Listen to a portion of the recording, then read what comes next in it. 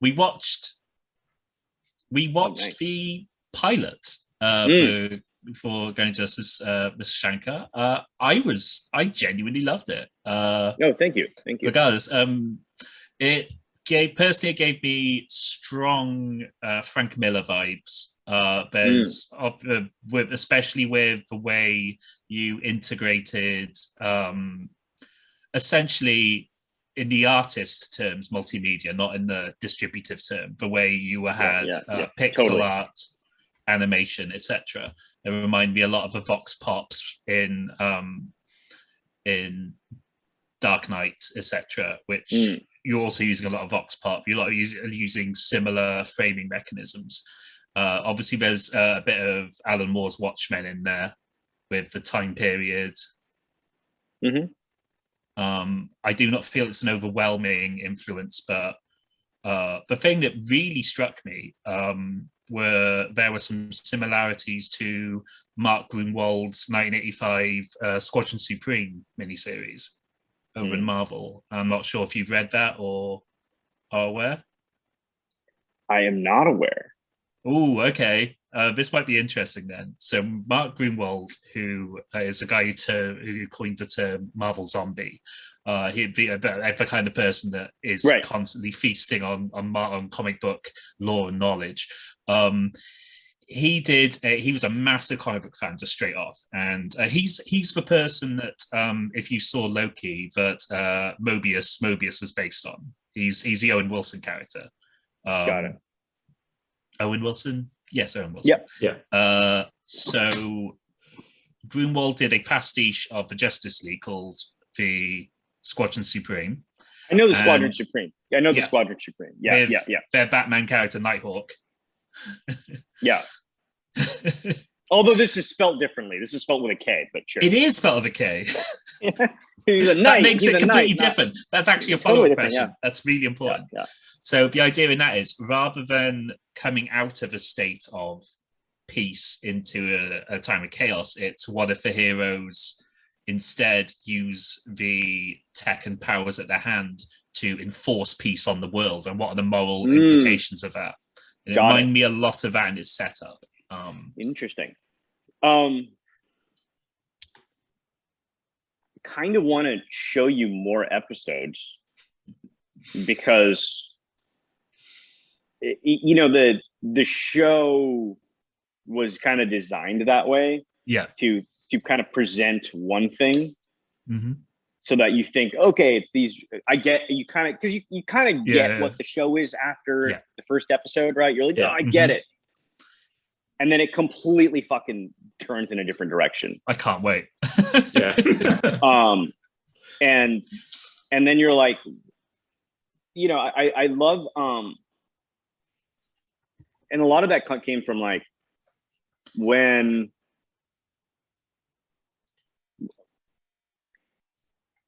I guess when you read like screenwriting books and you talk to screenwriters, right? Yeah. There seems to be this like overwhelming, I don't know what the word is. They keep talking about words like structure and format and like that thing, right? But really you're like, what is this is a language. Storytelling is a language. So when you say structure and format to me, you're saying like, oh, just kind of replicating the beats of what came before it so that people understand it as a framework. I when I was a kid and I would tell people stories, my stories should be fucked up. Like the main guy would like, just die after the thing, and then like the some side character this, and then it's actually, oh, this was all a dream, and actually this is happening, and that's kind of the vibe of the show. So I think the pilot sets up a whole kind of world and set of expectations and references really to these things that you're mentioning. Yeah. And the rest of the show doesn't really deliver on any of that. Oh, I'm intrigued. Intentionally, right? Because I mean, ultimately, this is just not a superhero show, like at all. Got you. This is more like a Doctor Strangelove and how that movie. Yeah. That's what I was going for. That's amazing. Some of the people who kind of helped me make it think it's a superhero movie, because I didn't tell them that it was anything beyond it. And right, really, like, because you're kind of assembling all these different pieces, so no one really knows what the final thing is, which is hilarious. Yeah, you know, because it's all these different mediums, and they don't know, like, hey, this scene, but like they're like, don't you want to shoot the rest of it? You're like, no, because they don't realize that it's going to turn into claymation. Amazing. Also, the mixed media nature of it gets more insane as the show progresses. You just mentioned claymation. I'm sold. Because there's only one in episode 1. There's like one claymation shot. Yeah, there was. Right, and then when you get later on, like, you have entire like claymation fight scenes and shit. Nice. Wow. Sounds really cool, man. So it looked to me like there were almost every scene, everyone was isolated from everyone else. So I'm guessing this was written on purpose to be filmed during lockdown. Or am I wrong? Yeah, you're wrong. I love being wrong. So I made this over 6.5 years. Oh, wow. Of course, because of things like the extra multimedia stuff would take. Yeah, that makes sense. Yeah. So, this was made over a completely long period of time. And I can kind of weave in and out of because there's so much to like talk about and tell. I don't know if you're doing like kind of more of like a profile piece, or more of just like a blurb on this thing, or if you're doing more of like a Q&A type deal, because I'll kind of navigate the conversation on my end, or the discussion on my end, based on like whatever suits the format of what you're gonna write. But there's a lot. Gareth just chose me because I'm a colossal nerd, and you thought we'd get on, so we absolutely. So there's just got a whole mix of questions about all kinds of stuff, but we're going to try and focus on Guardians, because I was very much intrigued by it. So I guess even within even within the context of Guardians, like, because like, okay, so I made it over 6.5 years. 6.5 years. Yeah. It took forever, partially because I didn't have the vocabulary to explain what I was trying to do. That's one. And two, you're learning. I had to like learn how to direct in all these different mediums, and you realize that, like, holy fuck, all these like different mediums are very different. Like, the process is different. And and their strengths and weaknesses are different, right? So like as an example, like, one could reductively call this show, it's a hybrid live action animation, but like, it's not like the Tom and Jerry movie that just came out, right? It's not like, and then you learn little things like, claymation is technically animation. Technically it's animation, right? Yeah. But the human mind processes it as live action, because it is live action. Yeah. Right? So it's real.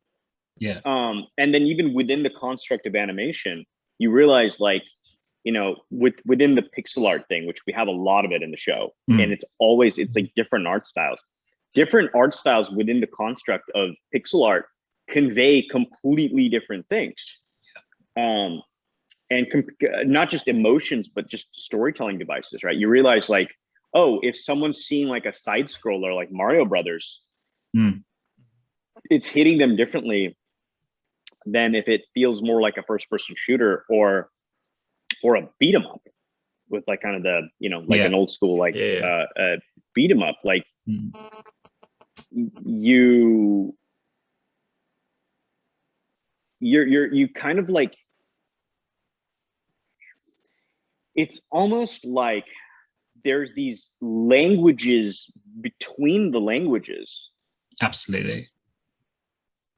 That are all like not talked about or not referenced, and all because I guess well, fuck, no one runs around and tries to do shit like this, because they're not insane like me. But you're like learning these like micro languages.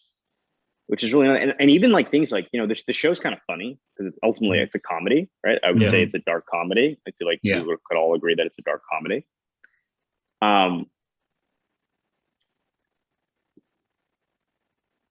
The way humor translates is very different in every medium. It does. I get that. It's it's not worth looking at humor as comedy as a genre by itself, but instead viewing it much like art, like how we have different movements and different when it comes to just visual art, when we have different movements of artists or different ways we apply paint, for instance, it's exactly the same with how you tell a joke, how you tell a visual joke, exactly. Yeah, exactly, right. And for me, I wanted to like do a mixed media thing like this to attempt it for a few reasons. There were a couple things that were not mixed media, but that inspired me to do this. And I really wasn't interested in telling a superhero story. No.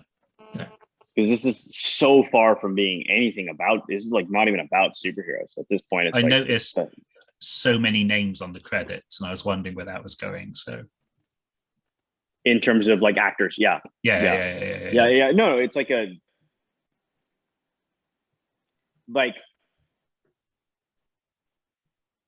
I mean, this was as inspired. This is as much inspired by like the ridiculousness of Benny Hill.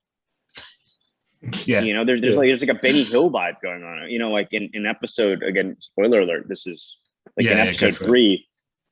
In episode 3, like we meet this like new character who's like sick, and you're like, whoa, this character's awesome. And and there's like this epic fight scene that's like probably like 25% of the length of the episode. 5 minutes onwards, yeah. And it's like an epic fight scene. Only for the character to just kind of like push the wrong button and get captured and then die. Like, you know, like, again, that's a spoiler, but you see what I mean. It's not, and that character's not necessarily a super, you know, it's like, no, got you. It's about there's a ridiculousness. There's a ridiculousness to all of this, right? And I think what's interesting to me as a non-serious filmmaker, that's how I look at myself. I'm not a serious. I mean, the fact that it's playing a can is insane, but like this is not the kind of thing that would normally be in competition from Palme d'Or. It's just not, right? So you take the description, you take any image from it, you're like, this is not a Cannes thing. No. What the fuck is this, right? Like, you know, Scorsese said, like, I guess a few years ago, and everyone was like, oh, what is he saying? Like, he was saying like, oh, you know, these movies today, they're not cinema, they're theme park rides. And I like, and in my head, it was like when ding, ding, ding, ding, ding, ding, ding, ding, ding. I'm like, I don't like cinema. Oh my God, you're totally right. I like theme park rides. Yeah. Holy shit. I think cinema sucks. I like theme parks. You know what I mean? Yeah, absolutely. It clicked for me. I'm like, why is everyone getting so mad that he's calling it? Like, theme parks are sick, dude. They're still fucking around. Like, I don't know if like movies are good. I don't know if people are gonna go to like a theater to watch a movie like in 20 years, but they'll go to like a fucking roller coaster. Sure, the roller coaster will change, but theme parks are sick. Amazing. That's very true. I mean, I do like cinema, but I can tell how different those two things are. And again, you can compartmentalize those as well, and how different everything is. It is, I get that. I get what Scorsese is saying there, and you are right. It is much easier to enjoy a theme park ride. But not even easier to enjoy it. Like, theme parks are dope, right? They are dope. It's like 100% dope. It's like if someone's like eating an omelet, being like, "Yo, this isn't an omelet; it's a steak," and all the omelet people are like, "How dare you?" It's like, okay, but it's like steak's pretty good too. Like, what the fuck? Yeah. Can't we like both? It's great. No, that's fantastic. Like, and I think the implication there is that somehow like the theme park is like less of an art form, but you're like, fuck you, dude. Like, the theme park requires like feats of engineering, right? Like, theme parks like the fact that people don't die at scale all over the world in theme parks is a feat of like modern engineering, right? It's like, it's like, and then you look at like where the theme park is going, and you look at where like the film is going. A theme park has like a much more interesting trajectory. I mean, practically speaking, right? Because at a certain point, like theme parks are going to get integrated with artificial intelligence, with virtual reality, with augmented reality. Like theme parks have a more bright future. Than cinema. You know what I mean? I'm not trying to be a dick here, but like theme parks are going to be pretty dope, man. Like, you know, and then like and there's also like once you have like the Neuralink completely disseminated towards throughout society, and you have like we call them drugs now, but like there's like kind of natural compounds that will alter people's perceptions that are like will be kind of legalized. You're already seeing that. Yeah. Once those things are incorporated, like, dude, like everyone's going to theme parks. Like life might become a theme park. You know what I mean? So it's like it's kind of like the typewriter guy like knocking the iPad. Yeah. No, it's not quite that. It's kind of like the but no, it's not the type that's what I just said was ridiculous. But it's it with the typewriter and the iPad, that's ridiculous. But it's kind of like, what the fuck is wrong with theme parks? Why was everyone so offended? Like theme parks are sick. Yeah. Makes sense. So we had a really cool question lined up because we were looking through your influences and what you've talked about in the past. Yeah. And I had this really cool question lined up. And then the question was preemptively ruined / answered when I saw DDP, Diamond Dallas Page himself, in Guardians of Justice. And so I was gonna ask about, because I saw him listed, and I was like thinking about how you've talked before about your influences and the other people you've mentioned, and things like Eminem, Sephiroth, etc. have come up before. Yeah. And I was going to say, you know, why not someone like Raven or Goldust or someone else like that? But no, now seeing DDP in the film, I can tell there's obviously some deep love for Diamond Dallas Page and his character. Could you just go over that, please, if that'd be okay? His character in the series or in the project, or just him and his character in the wrestling contract? Of all the possible wrestlers to be connected to, why Diamond Dallas Page? It's just really interesting to me. He's one of my best friends. Okay. It's actually just kind of that simple. He's one of my best friends. We've been friends for like, you know, like over 10 years now. Like, fantastic. We met in like 2009. And I was like having a terrible day, and I went and hung out with him, and I was like, this guy's cool. He like took me to lunch. He's like super positive. So he was like cheering me up, and we just stayed friends. We would like go, you know, we'd go watch movies together. Like one of my favorite theatrical experiences was watching We watched Crazy Stupid Love together, and he's like, wow. And his commentary during movies is amazing, right? Because he doesn't really break character. He's like, this motherfucking movie is so good. That was like his response to like watching. And then he's like, who's this cat? I'm like, that's Ryan Gosling. He's like, that's one good looking motherfucker. Like,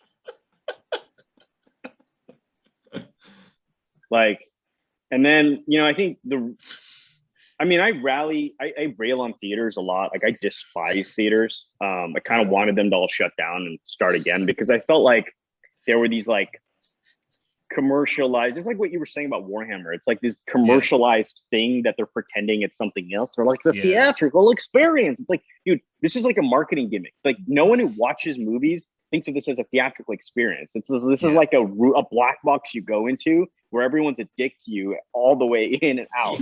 You know what I mean? Like you haven't crafted an experience, okay? Like maybe if Disney buys the fucking theaters, then maybe they'll, because they know how to make like theme parks.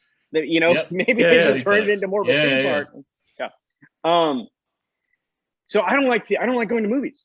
because there's always some asshole talking or doing something, you know, or being like, or something like that. Yeah. But like, so for years I would only go to see movies with DDP because you just kind of look at someone and they would like kind of shrink and like stop talking.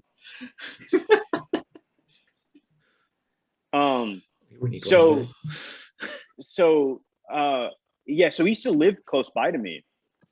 And then when he moved, because he moved to Atlanta, yeah, I basically stopped going to see movies after he moved. wow. And also his commentary is just always just so awesome. He genuinely seems like a fantastic guy. That's really he's great. What was that other thing that we watched that was like really fun? I think it was like Taken 2. And he kept talking about the heel, he talks about everything in like wrestling terms, you know? It's real to him. He's like, the heel here is just not over.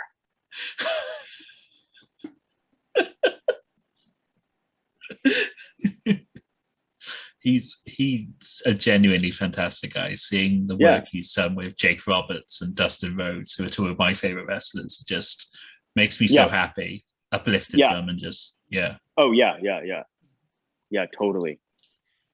It's weird because he like, you know, he helps a lot of people who like lack motivation in life, and you know, he helps them turn their lives around and stuff. Yeah. And I think in a weird way, it's kind of weird that me and him are like such good friends, because I think part of the reason we're friends is because I just exist so far outside the paradigm of everyone else he talks to and hangs out with. Yeah. Right. Because everyone else, he's like, all right, what are your goals? It's really important that you set goals. And I'm like, dude, I don't have any goals. I don't like having goals. I just fucking do random shit every day, you know? I get you. And he's like, whoa, all right, I get, okay, you know? That's really cool. I get that, but I get the doing random shit. I'm mostly an artist by trade. So as long as I work sometime during the day on that, at some point I can just do whatever I want. I look after my mother as well. So it's just a lot of things going on, but yeah, I get that stuff, man. Yeah. And I'll be like, yeah. So yeah, no, we're just really good friends. We have been for a long time. So I there's actually like a small character played by RJ Mitty from Breaking Bad in the show. And look, and this project like kind of started with, it was more of an idea, not really a script. There was someone I brought in to effectively write dialogue. Mm-hmm. That's the best way to describe it, because in a way it was going to be like vlogs, like people talking on webcams. Yeah. Right. Yep. And I sent him some of the dialogue, and he was like, he wanted to play this like small character. Because any other thing is like Dallas he'd been a fan of the stuff I was doing. You know, like for instance, like you guys saw Dirty Laundry, right? Yeah. Yes, I have. Yeah. So I wanted him to be the Ron Perlman character. Oh wow. All right. Yeah. And I called him up and I was like, Dallas, I'm doing a thing for YouTube. He's like, what? I'm like, yeah. You should play this dude in a wheelchair. And I always think it's funny, like if, you know, and I know guys like Batista, I get where they're coming from, but I always think it's funny when wrestlers like hit finishing moves. I think it's lame when they do it to something like Fast and Furious. Like, I think they should just do it in a fucking serious drama. Yeah. You know, like imagine if like fucking Randy Orton was in Silver Linings Playbook and just hit a fucking RKO on someone. And that movie goes on to win Best Picture. I think that's cool, because I think there's just snobbery and elitism in the arts, and that shit pisses me off. I think that's fundamentally what it is, right? It's not like I'm the world's biggest wrestling fan, but I look at it and I go, this is blue collar theater. This is blue collar theater, and it's shat on because the elitist snobbery mindset within the art community is like, oh, this is too exciting. It's not boring enough. It's like, fuck you, dude. Sting is way more sick than fucking your Phantom of the Opera bullshit. Like Sting would like beat the shit out of your Phantom of the Opera with a bat. That dude would not like that guy's, you know, Phantom of the Opera sucks. Like it should be like just do a play about Sting. Like, you know what I mean? And his transition from like, you know what I mean? That's I would want to fucking I would watch that. I'd watch that. Yeah. I'd watch that. Yeah, and then you make it and they'd be like, this is not Broadway. Like, fuck off. But where was I going with that?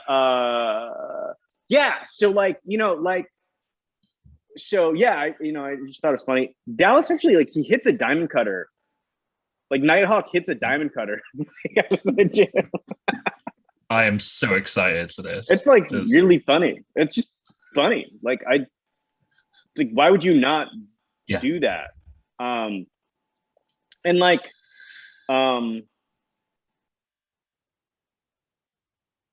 yeah. So yeah, it's just old friend of mine. Yeah, that's fantastic. Old friend of mine. So no, yeah. So sorry. So I call him up and I'm like, and I like send him this thing, and he's like, what? Yeah. I mean, fuck. I want to work with you, man. I'm like, yeah. I want you to be like this other thing. And he's like, what? That's great. You know, he didn't like believe me, and he's like, I don't know if I can do it. I'm like, the thing, and I'm like, look, like, you know. He was a little worried about his like acting ability, which is crazy because he's a very good actor. You know, and I mean, most wrestlers are really good actors because they're doing like live theater. They're doing live theater more time in front of a crowd, in front of the stage than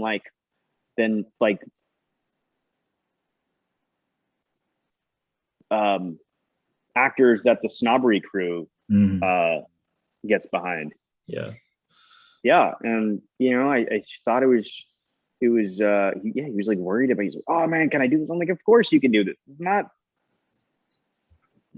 like this thing. And I said, you know, I said, even if like you do nothing else, right? Like you look like you've been punched in the face a lot because you have.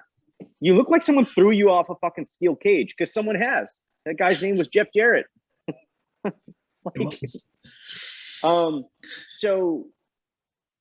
Like, you're just gonna physically look like the part, if nothing else, right? You're gonna physically kind of look the part.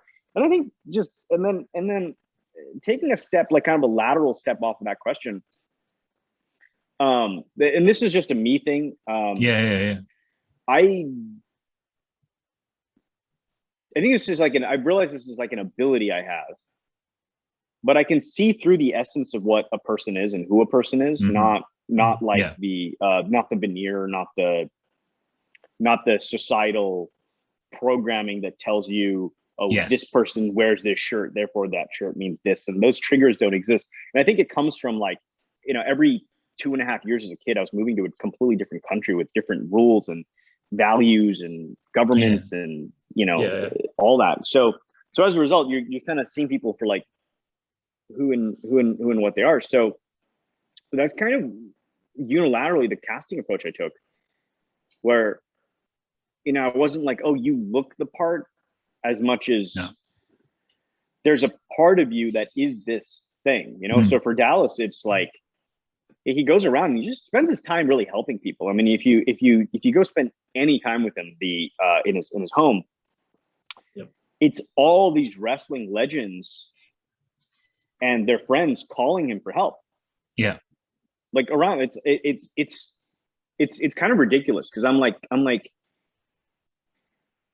you know, World Wrestling, whatever they're called. They have this like rehab program for veterans and, you know, kind of people who built their company, which is admirable.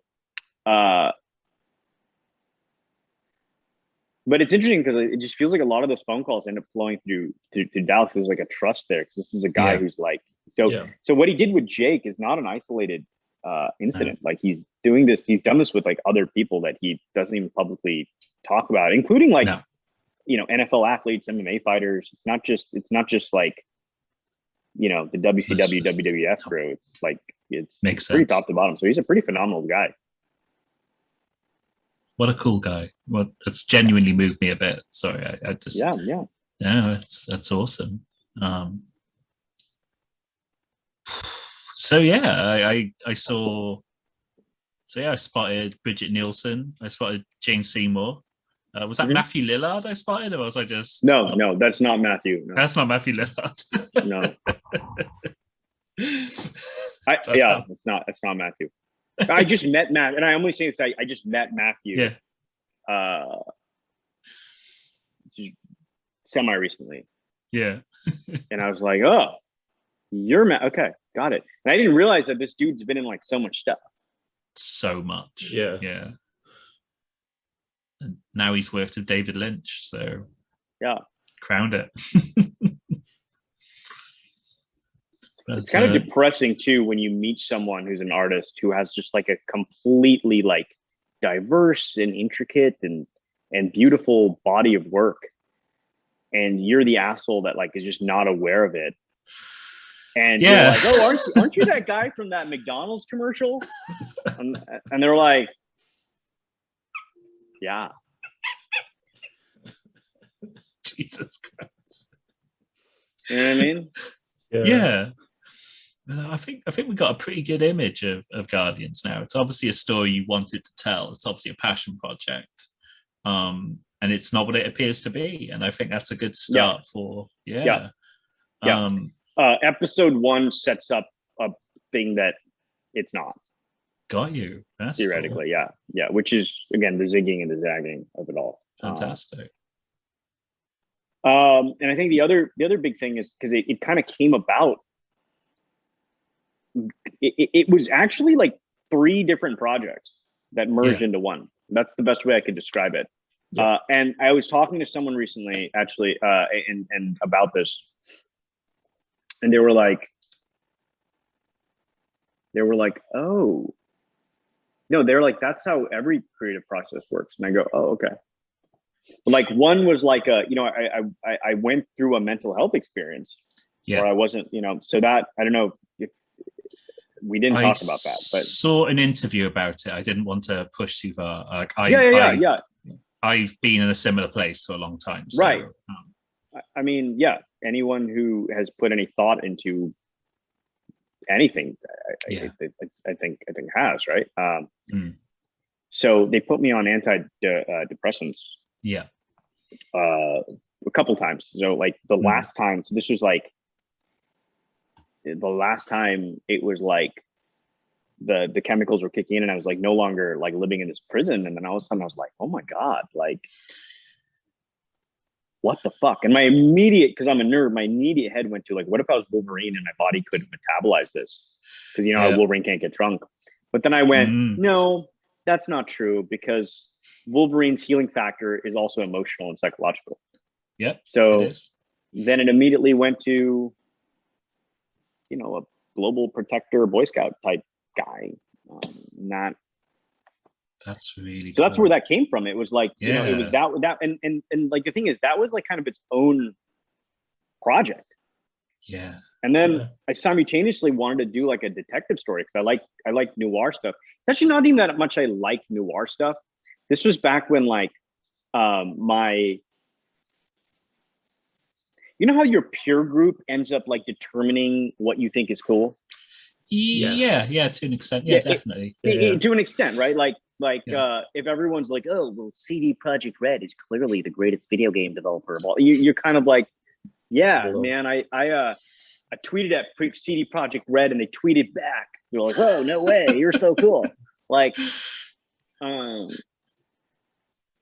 this was like, I spent a lot of time like with like the dirty laundry people, like Tom Jane, Bill Wanu, Chad St. John. And these are like kind of older men who were like mentoring me.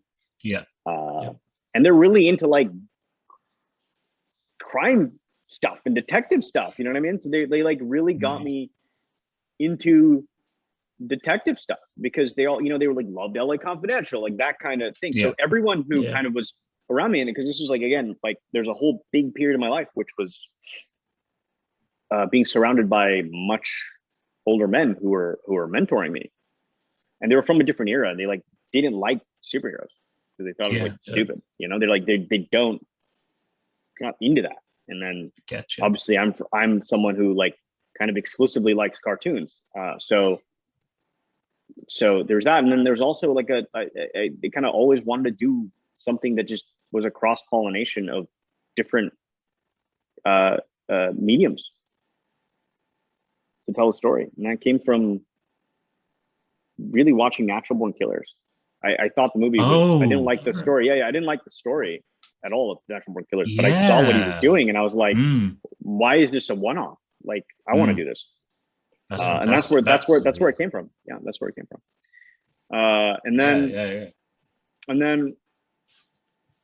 And then maybe if there was a fourth project, it was an homage to John Carpenter and Verhoeven, right? Because those two guys were the seminal dudes. You know, I know there's a guy out there, I don't remember his name, but he made a lot of mob movies and thinks he owns the word cinema, but I don't know that guy's name though. I can't remember. But there's Verhoeven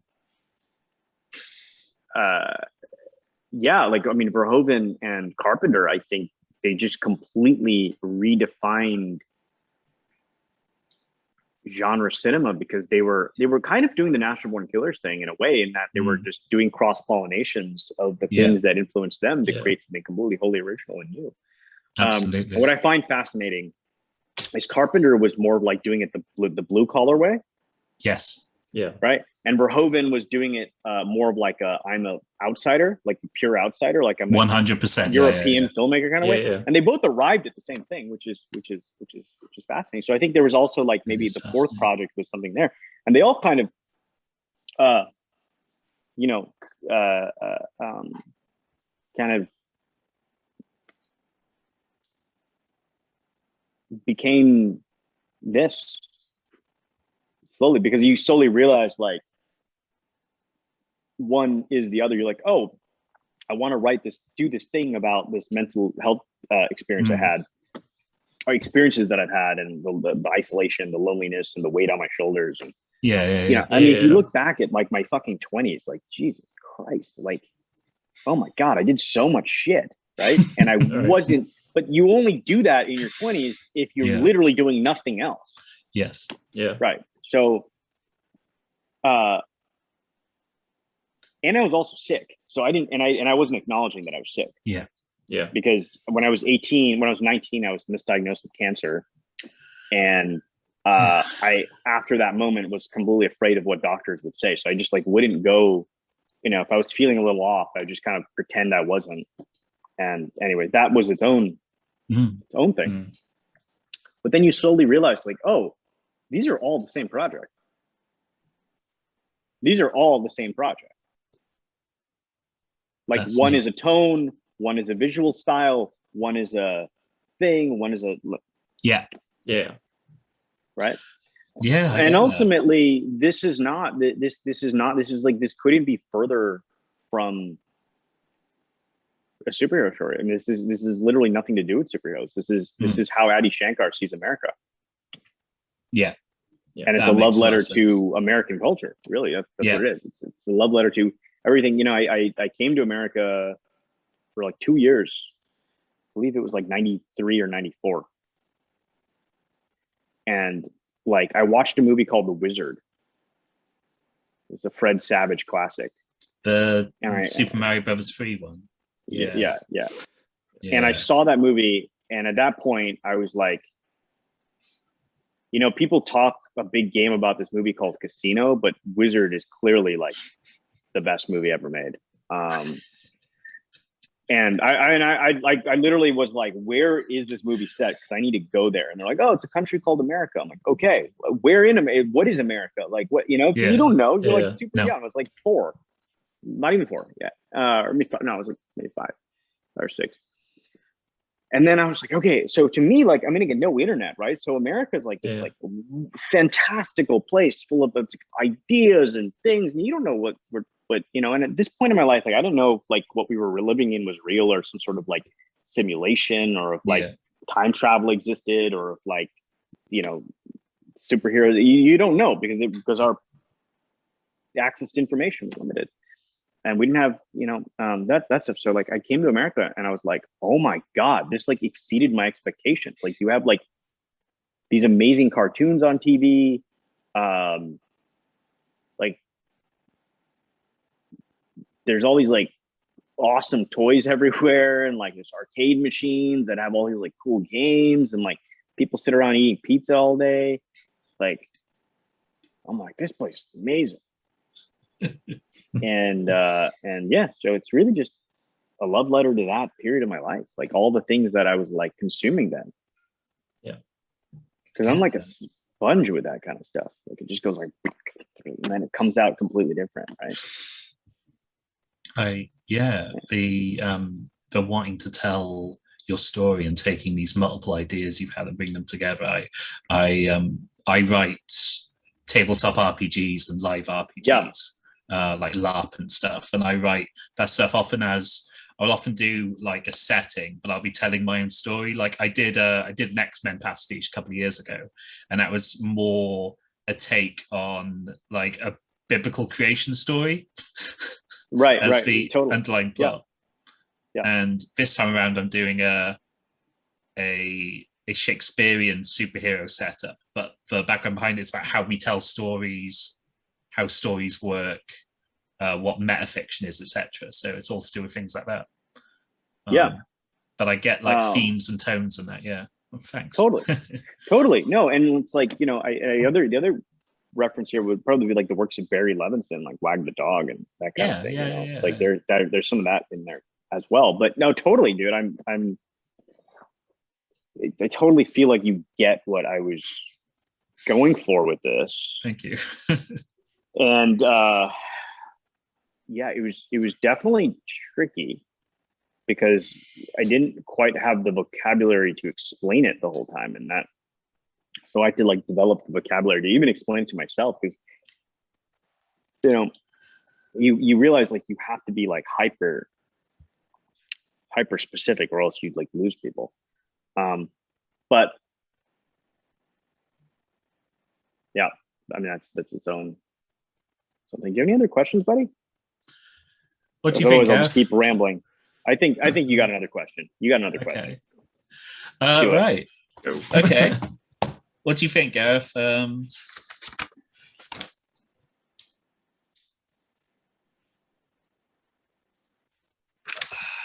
We all kinds of things, but I'm just going to go with what I can see. So you got some JoJo there. Bizarre Adventure, yeah. Yeah. What's your favorite part?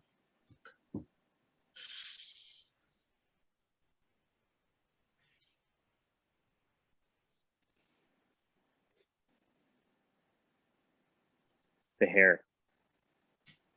Oh. I meant like story section, but the hair is amazing. Like Polnareff, Okiasu, all of that is fucking amazing. No, completely. I think on a certain point, if you have hair like that, you don't even need a story. No, you don't. I think you're very right. I got into JoJo in 2001. Very early via scans, before we had proper English translations, back when like Mario Town and Part 4 was known as like Duwang and stuff. So like terrible translations things, but no, it's to see it become like this big cultural thing is really, really cool though. Right. How did you get into it, Adi? Well, I grew up partially in Hong Kong. So I was born in India, then I grew up in Hong Kong. And when I was living in Hong Kong, I lived there,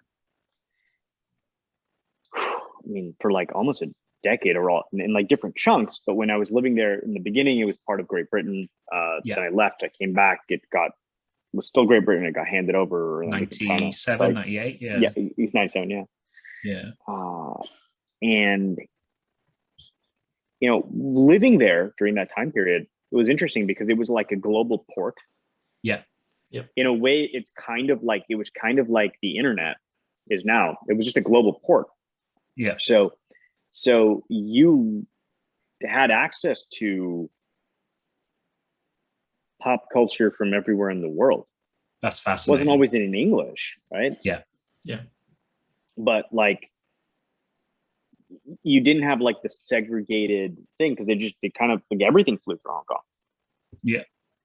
I mean, not everything, right? So it's not like X-Men or Marvel was like particularly like big. So maybe it was more like the Japan, Europe. That makes sense. Europe side of it, because that's what it is. Because it's like when I went to America, that was the first time I experienced like the X-Men, for instance. So it's not like, So it was the Japanese side of it. So, and I think there's something like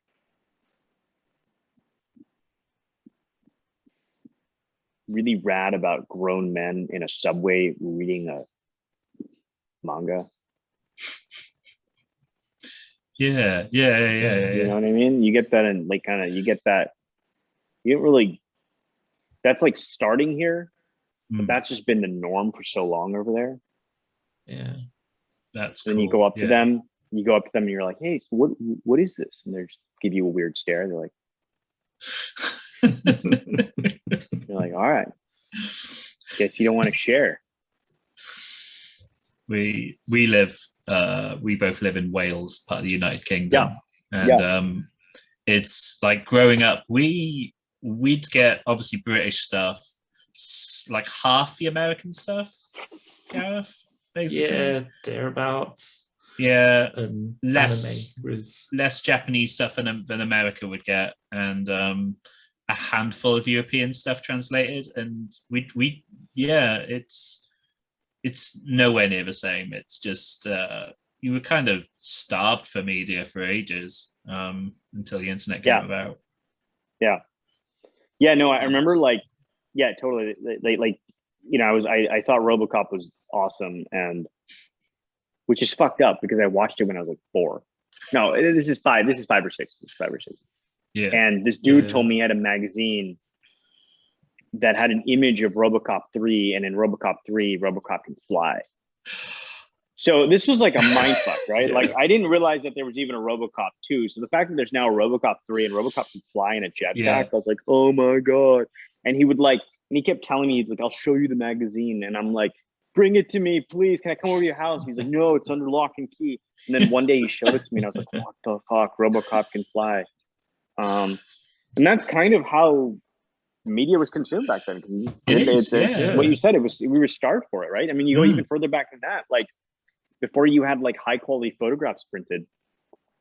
I can't remember there was like a toothpaste brand that had a dude with a mustache who as their mascot. Yeah.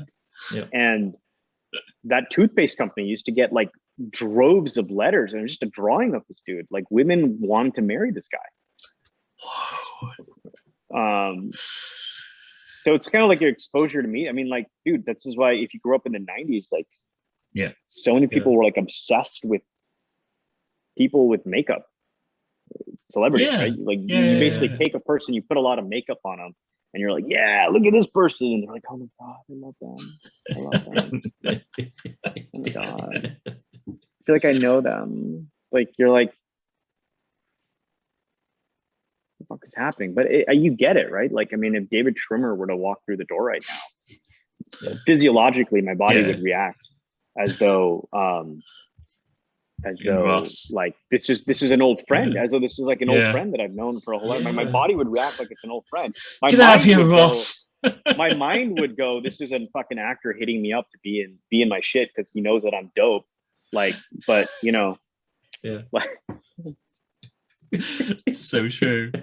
I remember we were so starved for. I got into. I'm JoJo. so comfortable around you guys that I just say with no, you know what I mean? Like, also there's a British humor thing going on that I'm channeling that I can't around Americans. You know what I mean? I get you. Yeah.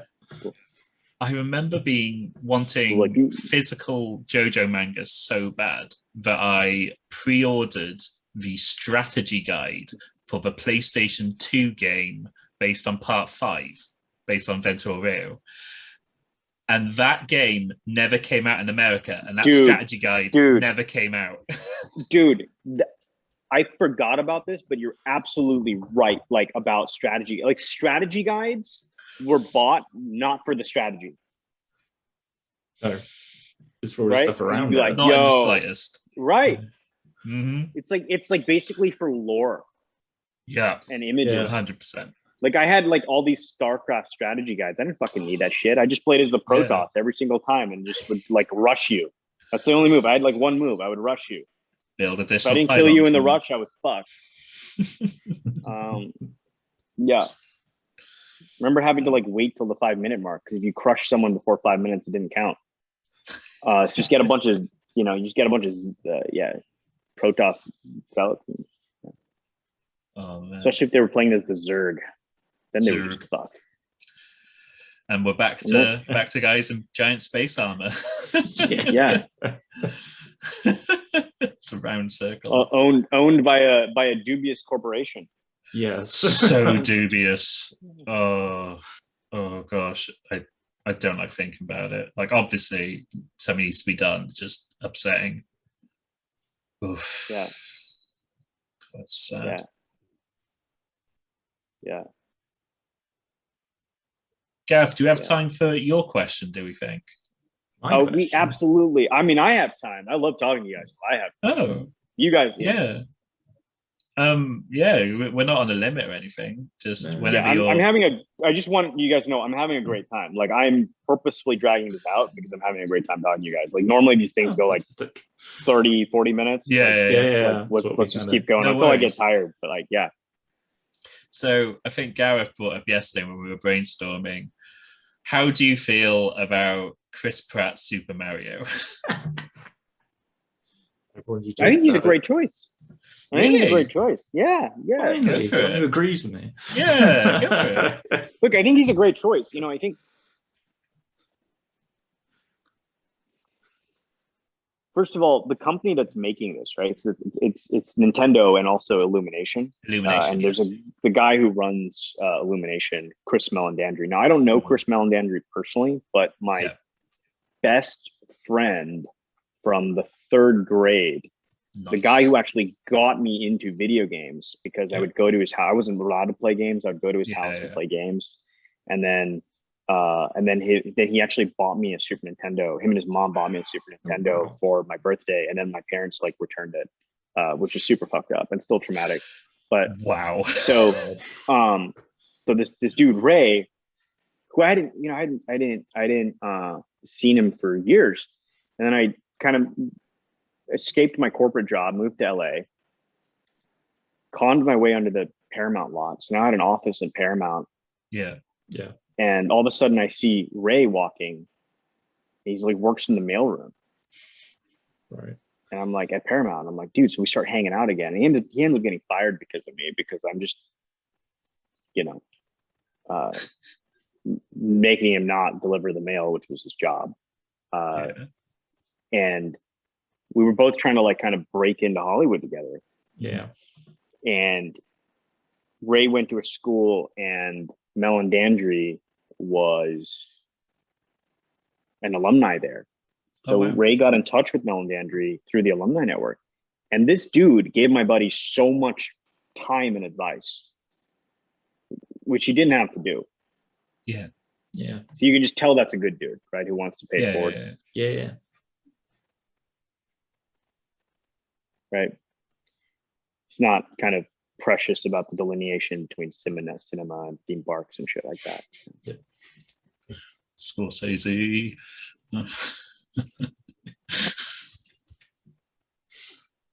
I'm gonna get a call from his agent. Like, Marty would like to talk to you. I'm like, oh. Okay. Well, I'd like to talk to him. Hey, about his role. I hear you've been dissing cinemas. We Disneyland are very, very, very taken aback by your assertion that you like watching movies not in the theater. but with DDP. Unless you're accompanied by a giant pro wrestler.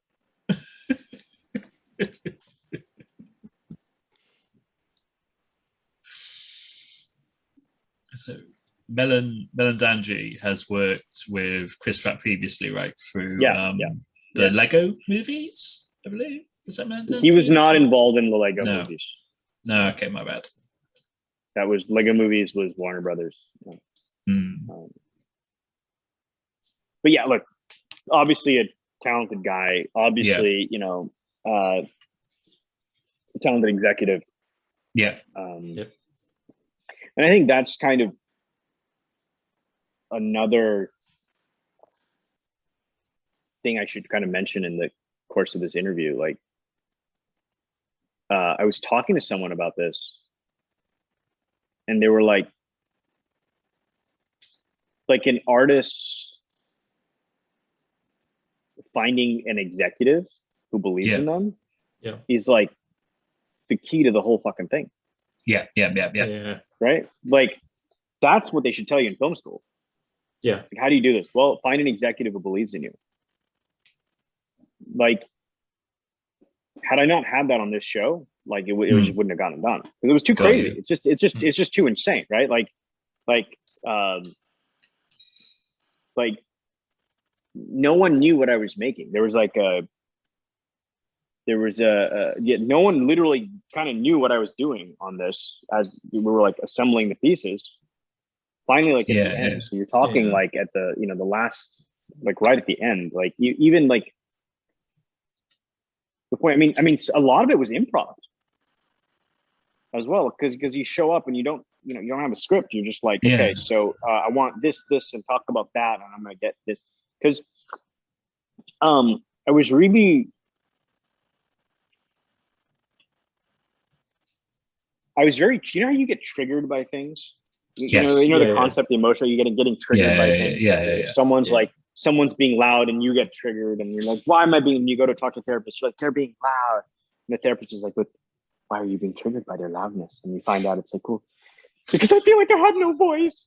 And then, you know, you have a break. I get you, I was very triggered by Terrence Malick.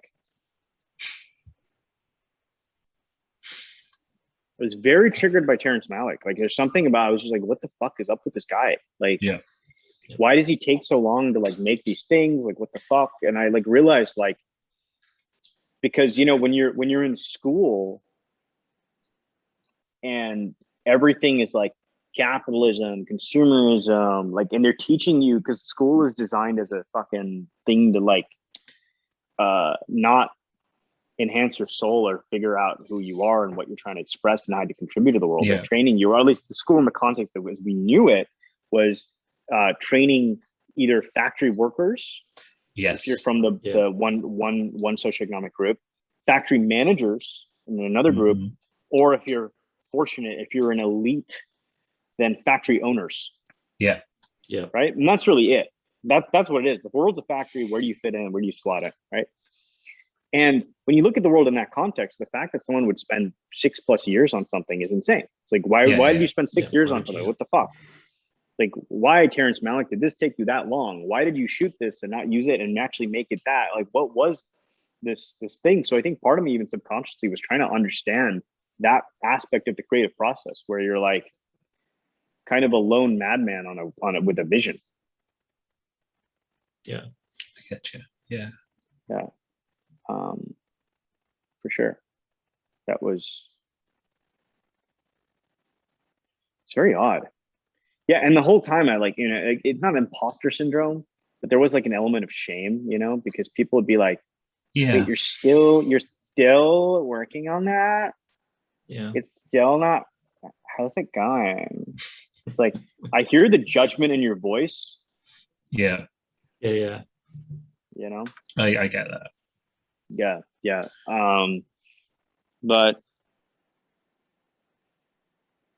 But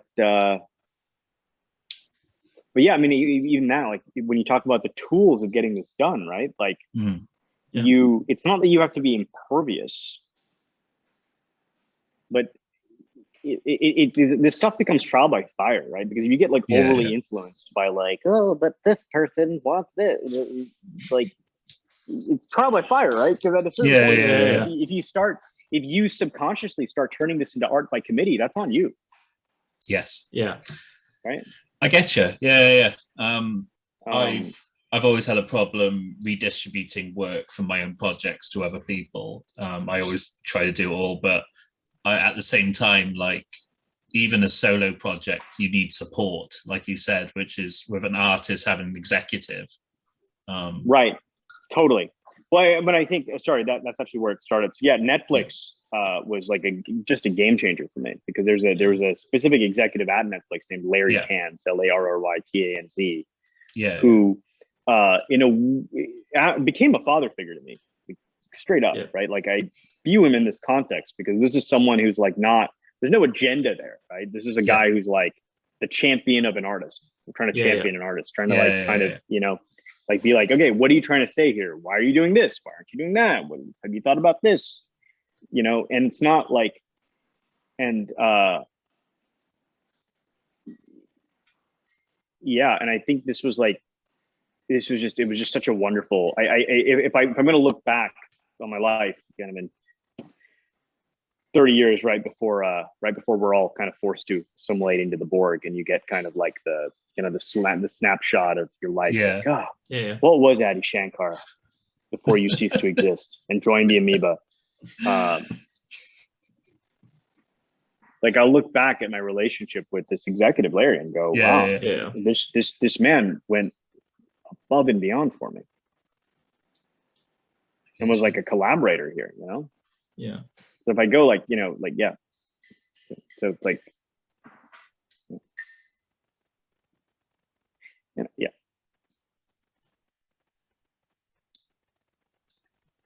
makes sense. And I think, to your point, what you were saying about, redistributing your work, one of the things that I've learned from this, or kind of maybe learned before this or from this and with this and whatnot, but the key is it's like figuring out what someone's really good at and then having them just contribute that one thing. Right? Because most artists are really, they have like no idea what they're good at and bad at, right? So